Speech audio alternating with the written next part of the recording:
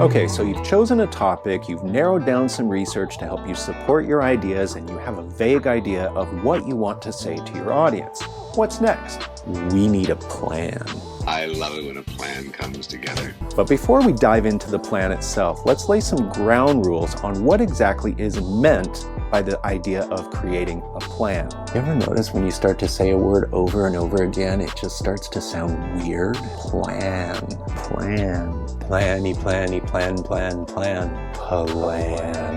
In all seriousness, what's the difference between writing a script for a speech and creating a plan using an outline? Writing a script essentially requires you to write out your speech word for word and then memorize each and every one of those words and deliver it exactly as it was written. That's not so bad when you want to recite some brief poem in your English Lit class, but when you're trying to give a 5-minute speech or longer, that level of memorization can be incredibly anxiety-inducing. When I was an undergrad in my communication program, I memorized each and every speech that I ever gave. I did this because I didn't trust myself, because I thought that there was no way that I could remember everything that I needed to say. So I would write it all out in meticulous detail and then try to commit that to memory. One time, it came back to bite me in the butt. Last semester of my senior year, I was taking a class called Communication and Leadership, and our final project required us to write a 15-minute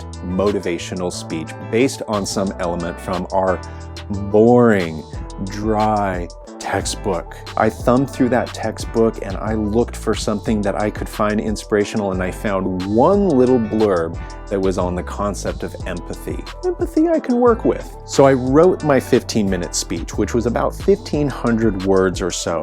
I committed it all to memory and I practiced it until I felt comfortable with it. I showed up to that 8:30 a.m. course on a Tuesday morning, and as I sat in my desk reviewing my notes one last time to make sure I had it all committed to memory, the professor came running in and he said, "Okay, who wants to be first?" Now in the past, I was always the one who volunteered to go first. Nobody ever wanted to go first other than me. So I slowly raised my hand, and then I looked and I realized that the girl next to me also had her hand raised. The professor looked up and he said, "Okay, Taryn, you can go first, and Josh, you can go second." Really? Okay, I can deal with this. While Taryn is speaking, I'll simply go back over my notes and make sure I've got everything down and everything is gonna be okay. Taryn gets up to the front of the room, and the first thing out of her mouth is, "Today, I'd like to talk about empathy."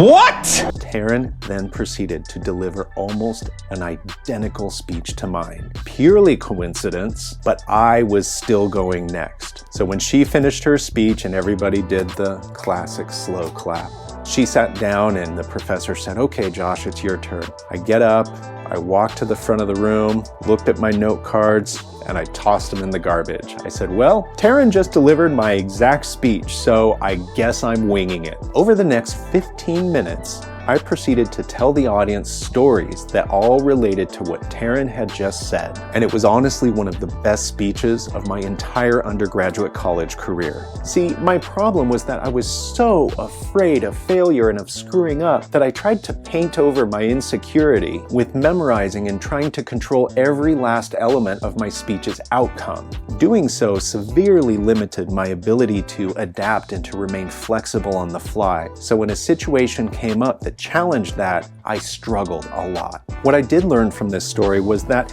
it's okay to trust in the process. It's okay to go up to the front of the room with a little bit of anxiety and uncertainty, no matter how terrifying it might be. I often find that people who pride themselves on their writing abilities tend to be the ones who are most prone to memorization, and that includes myself. It's like I have these ideas that distill in my mind, they flow through my arms, out my fingertips, onto a keyboard, they appear on a screen, and all of a sudden they're locked in the computer. And the only way for me to get them out is to memorize them. What I don't realize is that the words began up here, and just because they float out onto a screen doesn't mean they're not still up here. Look, Scripts are a lot like crutches. If you've ever had to hobble around on crutches, then you know how terrifying it can be when you come to the end of those few weeks or so and you have to take those first full weight-bearing steps. That's what we're doing with the outline here. The outline gives us a plan for the conversation that we want to have with our audience. Here's another way to think about the purpose of an outline. An outline allows us to learn what we need to say rather than creating a script and trying to memorize it. If I asked any of you